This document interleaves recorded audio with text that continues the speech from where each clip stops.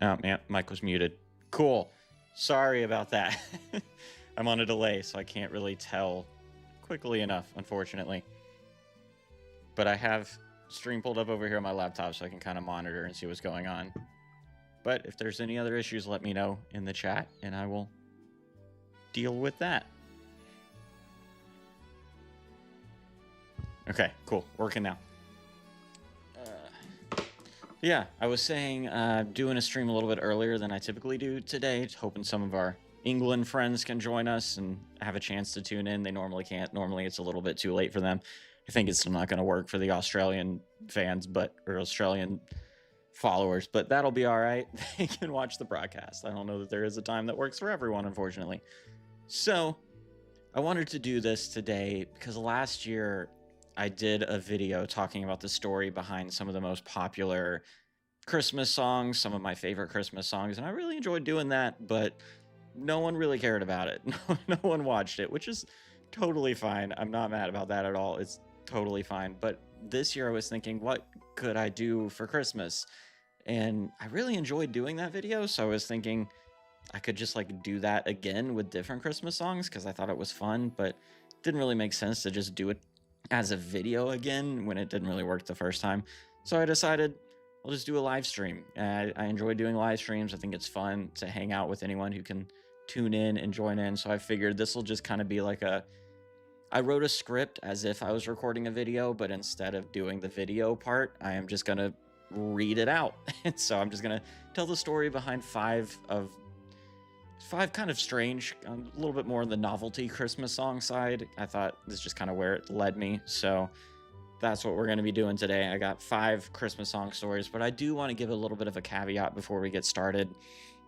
This isn't going to be my normal level of research. I didn't have a ton of time. I've been busier than I want to be. I have a video about Jawbreaker coming out tomorrow, and that took a lot of my time for researching and editing and all of that. So there's obviously a smaller window to release this. It wouldn't make sense to do this stream after Christmas. So it's not going to be the same level of in-depth research that I would typically do. Some of it's a little bit more surface level. There are certain loose ends that I didn't have time to chase down like I would if this was a full video. So just bear that in mind if you're watching this after, or if you're tuned in now. I'm going to check in again, make sure the volume is still working. Yep, sounds good. Okay, so with that being said, I guess we can just get started. We're going to get into the first song. I was very curious about this song. It's always seemed like a strange one to me, so I wanted to know a little bit where it came from.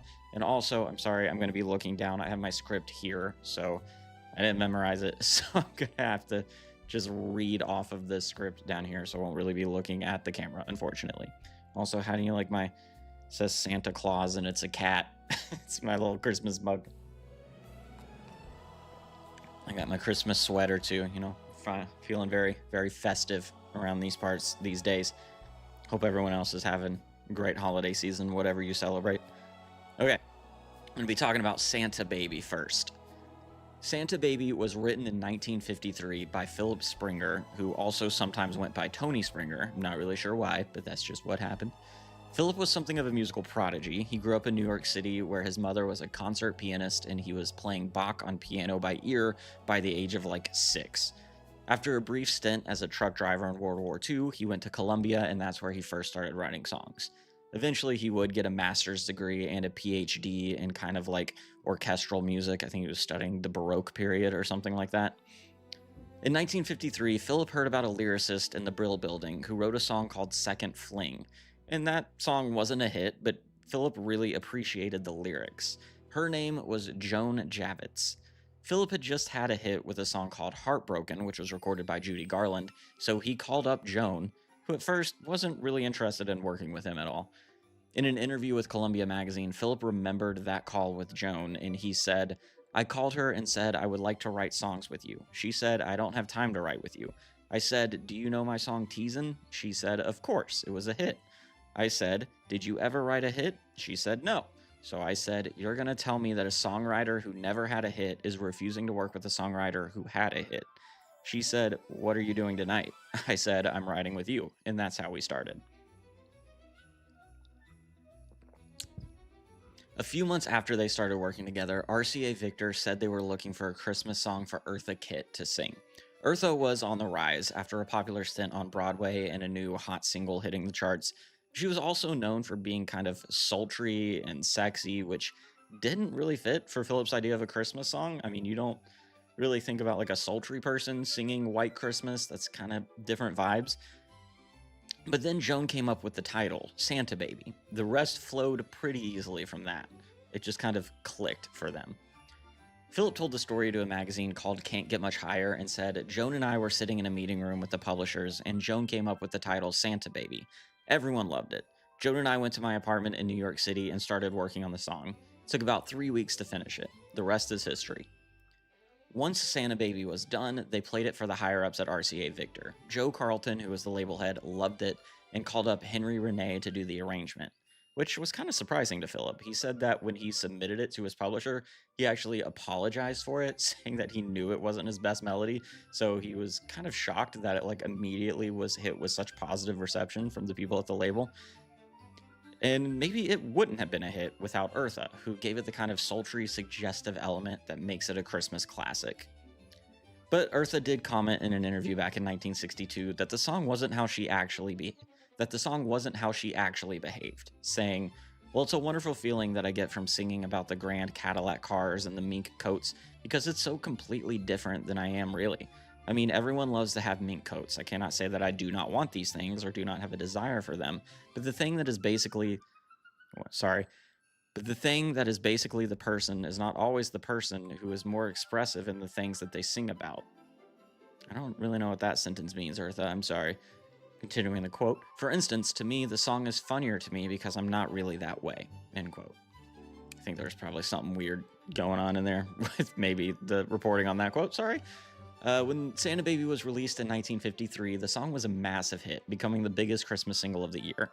The song was so popular that they released a sequel the next year called This Year's Santa Baby, written by Philip and Joan, which was basically the same with different lyrics. And it really didn't do all that well.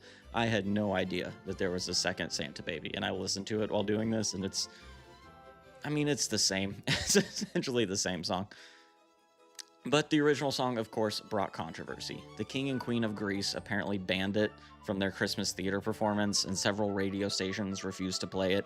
By 1954, RCA was forced to release a more watered-down version of the song that would pass the FCC guidelines. And then in 1987, the song got new life when Madonna covered it. And then it's continued to get new life as more and more people cover it. It's just kind of always stuck around as being this kind of different Christmas song, which is interesting. Springer, Philip, who wrote it, who is still alive, owns the rights to the song and is constantly inundated with licensing requests. So that's the story of Santa Baby. I have no idea how this actually goes with me just kind of reading the script as a live stream. Never done that before, and that's kind of a theme whenever I do live streams. I never know how they're gonna go. I don't really plan anything. I just kind of figure out what happens when it happens. So let me know in the comments of this if you watch it later what you thought about it, if you thought it went well. So maybe we'll do more of these in the future if it goes well. For the second song, gonna do Carol of the Bells. Just like Jingle Bells, the iconic Christmas song Carol of the Bells was not originally a Christmas song. Also, if you don't know the story of Jingle Bells, that's in the first video that I did last year with the first 5 songs. So I'll maybe link that somewhere so you can watch that if you want. According to an anthropology student who studied the origins of this song at Rice University, it was originally a Ukrainian folk song that was just meant for general wintertime good wishes. The original lyrics, which were written by Mykola Leonotovich around 1916, talk about a swallow, which was a bird that signified that spring was coming, flying into a house and telling that family about a plentiful harvest and just generally good year the next year. The song was commissioned by a major Ukrainian choir director who asked Mykola, the writer of it, to create a song based on traditional folk songs. So he wrote the original version, which was more connected to New Year than Christmas, really. These kind of traditional folk songs were pretty common in Ukraine at the time. Caroling choirs made up of mostly like teenage girls would go house to house singing these folk songs, and they'd be rewarded and gifted with like baked goods and other accoutrements. It's kind of like trick-or-treating. It's just the carolers had to put in more work and probably got better results too. By 1919, the original commissioner of the song was touring it around, along with other songs, not just that one, in order to show off Ukrainian culture and art. In 1921, the Ukrainian National Chorus played the song at Carnegie Hall, where Peter Wilhousky heard it. He wrote the English lyrics and published it, eventually passing the song along to NBC Radio, who aired it as a Christmas song in 1936. There is slightly different versions of the Peter Wilhousky portion of this story, though. It's certain different accounts about how he discovered it and what he did with it after that. Other sources say that Wilhousky just happened upon the song because he was an arranger for the NBC Radio Studio Orchestra, and he was looking for music for the upcoming Christmas program. The melody of the song reminded him of handbells, so that was what inspired the lyrics. He aired the song on NBC Radio, and it became one of the biggest Christmas hits. And that story is according to Ace Collins, who wrote a book called Stories Behind the Greatest Hits of Christmas and included that story in there. But according to the New York Times, Wilhousky was a choral director for New York Public Schools who published his version of the songs on his own. And if I had more time, I would have dug more deeply into this to figure out how Peter actually heard it, if there's any definitive version. But either way, Peter Wilhousky heard Carol of the Bells, this Ukrainian folk song, liked it enough, wrote English lyrics that were Christmas themed, somehow it got on NBC Radio, and kind of the rest is history after that. The song was popular in its day, but it really became a Christmas classic when it was included in Home Alone in 1990, which is a theme for some of these stories. All right, so this is the first two songs. I don't see any questions in chat yet, but feel free if you have questions to drop any in there. I probably won't know the answers if it's about the song, but we can look into it together. So speaking of Home Alone making things popular, I'm going to talk about Rockin' Around the Christmas Tree now. Rockin' Around the Christmas Tree was written by maybe the greatest of all time of Christmas songwriters, a guy named Johnny Marks. Johnny was from New York and spent time studying in Paris, but by the end of the 30s, he was By the end of the 30s, he was already writing some hits like Address Unknown for the Ink Spots before earning honors as a captain in World War II. Another thing about doing this as a live stream instead of a video, you get to hear all the times I mess up reading my own script, so that's fun for me, I guess. So yeah, he was a captain in World War II, came back to writing music, living in New York. Then he found his niche, writing the songs Holly Jolly Christmas, Rudolph the Red-Nosed Reindeer, and I Heard the Bells on Christmas Day, just creating Christmas banger after Christmas banger. Even though he was Jewish and never celebrated Christmas, he kind of got the essence of that Christmas feeling and was able to capture that in song in a way that not many other people really have been able to. In 1958, he wrote a song called Rockin' Around the Christmas Tree while he was working for Decca. Owen Bradley, who was one of the most famous and well-established of the Nashville producers, he's kind of the guy who almost created that Nashville sound aesthetic. Owen Bradley was massive back in this early era of Nashville country music. Sorry, I lost my place in my script. He brought the song to Brenda Lee. She told Fresh Air in 2002, he sent about 20 songs to me. Sorry, I'm gonna restart that. He sent about 20 songs to me one time, and that was the only Christmas one in the whole group. And that was the one that I loved. Brenda was only 13 years old when she recorded it. She had previously tried to make a Christmas record with I'm Gonna Lasso Santa Claus in 1956, but surprisingly, that didn't make a splash on the charts. When it was released, Rockin' Around the Christmas Tree was kind of similar. It didn't really do much better. They put it out as a single in both 1958 and 1959, but it wasn't making any headway. It wasn't until 1960, when Brenda herself was becoming a major star with other hits in the charts, that her Christmas song actually started to catch on as well. And then it was included in Home Alone in 1990 and became the Christmas staple that we all know today. All right, and now, second to last Christmas song. I'm going to be talking about what I think is probably the creepiest Christmas song on the list. I Saw Mommy Kissing Santa Claus. I mean, I've always thought about imagine being 8 years old, believing in Santa Claus and hearing this song, and also being 8 years old and thinking kissing is very, very gross. What is that going to do to you as a kid hearing this song? But anyway, Tommy Connor wrote the song in 1952. Tommy grew up in London, where he worked as a callboy in theaters as a kid, which inspired him to start writing his own songs, mostly just new words to existing melodies. Herbert Stothart, a composer probably best known for writing the score for The Wizard of Oz, heard one of those songs and was actually kind of impressed with it. It was that encouragement that convinced Tommy to try and make it as a songwriter. But first, he went to work on a ship sailing the world for a couple years in order to get some more life experience. By the 30s, he was making a living writing songs, mostly for West End theaters, and he never looked back. Apparently, he wrote the song on commission. Saks Fifth Avenue wanted him to write a song that would go along with their annual Christmas card. That year's card featured a drawing done by a New Yorker comic artist, Perry Barlow, of a woman kissing Santa Claus in a living room. So Tommy wrote the song, and the lyrics were printed along with the image on the Christmas card that was sent out. The song was originally recorded by Jimmy Boyd, who, like Brenda Lee, was only 13 when he recorded it. Immediately, it was condemned by several groups who thought it was too saucy.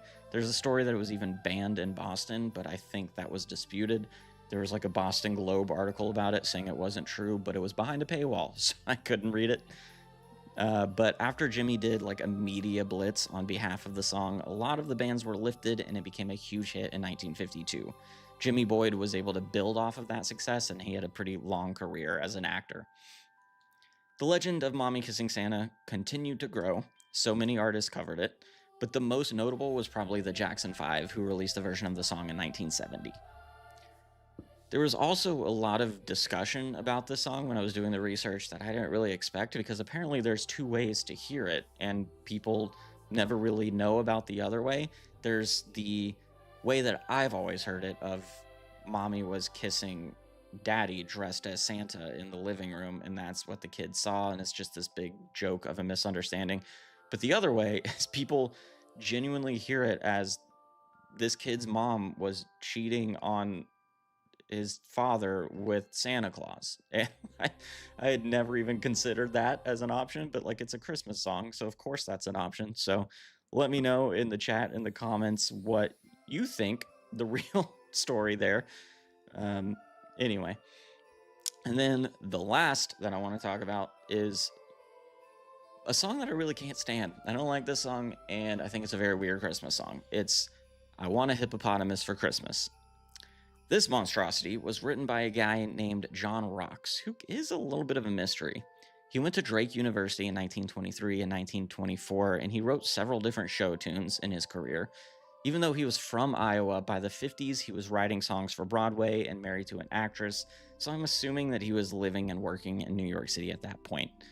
In 1950, he wrote this novelty Christmas song, and I imagine he had no idea what to do with it. Because who wants to sing a song about wanting a hippopotamus for Christmas? I'm assuming he only wrote this because hippopotamus vaguely rhymes with Christmas, and he was like, oh, that's interesting, and just wrote it. But then in 1953, Columbia Records gave the song to the new artist they just signed, 10-year-old Gayla Peavy from Oklahoma. Gayla grew up with an uncle who played fiddle on a radio broadcast, and he got her a guest spot, which then led to her getting a spot on an NBC television show. By 1953, she was something of a local star in Oklahoma. Her parents even moved to Oklahoma City so that she could kind of build her career a little bit. That's when she signed with Columbia, and they wanted to launch her career with a Christmas single, so she went off to New York City to record it. Gayla did put her own touches on the song. She is the one who added the extra us's to the end of hippopotamus in the song, which is kind of one of the most endearing parts of the song, I think. She also changed the opening line, which used to be, I want a hippopotamus for Christmas. A hippopotamus is all I want. She changed it to what we all know today. The song was a hit right away, reaching number 24 and getting her appearances on a show called Toast of the Town, which was hosted by Ed Sullivan. The success of the song actually made her dream come true. She got a hippopotamus for Christmas, courtesy of the Oklahoma City Zoo. Sensing a golden marketing opportunity, they raised money to buy Gayla a hippo, with the stipulation that she had to donate it to the zoo. So on Christmas Eve, a 2-year-old hippo named Mathilda arrived from the Central Park Zoo. Mathilda lived at that zoo for 45 more years before passing away in 1998. So that's the story of 5 of the most loved and kind of strange Christmas songs. I hope you enjoyed it. If you're watching this later, feel free to leave a comment below telling me what you thought about this, any other songs you would love to know the story behind. So sorry if I'm hitting the table and it's making noises. I don't know how that sounds in this mic. Anyone who joined along in the live stream, thanks for watching.